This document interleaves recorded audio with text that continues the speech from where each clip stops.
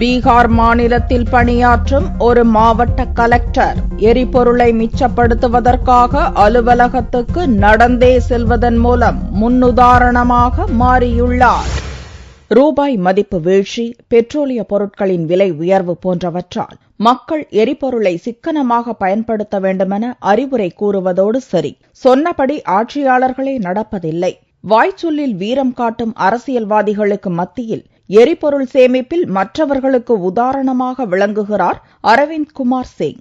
பீகார் மாநிலம் கைமூர் மாவட்ட கலெக்டராக பணியாற்றும் அரவிந்த் குமார் தினமும் வீட்டிலிருந்து 2 கிலோமீட்டர் தூரத்தில் உள்ள கலெக்டர் அலுவலகத்துக்கு நடந்தே செல்கிறார். அதோடு தன் மாவட்ட எல்லைக்குட்பட்ட அரசு அலுவலகங்களில் மதிய உணவு இடைவேளையின் போது மின்சாரம் தடைப்பட்டால் ஜெனரேட்டர் பயன்படுத்தக்கூடாது என்ற அதிரடி உத்தரவும் பிறப்பித்திருக்கிறார். இதன் மூலம் தன்னால் இயன்ற அளவுக்கு எரிபொருளை சேமிப்பதாக அரவிந்த் குமார் சிங் கூறுகிறார்.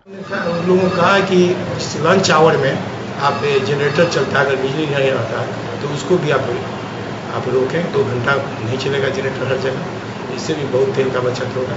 तेल का बचत अपने लोग रास्ता अपने निकालेंगे. जब लोगों के दिमाग में आ जाएगा कि राष्ट्र के लिए हमको ये करना है, तो जिम्मेवारी जब लोग समझेंगे तो खुद रास्ते निकालेंगे और रास्ता नजर आएगा.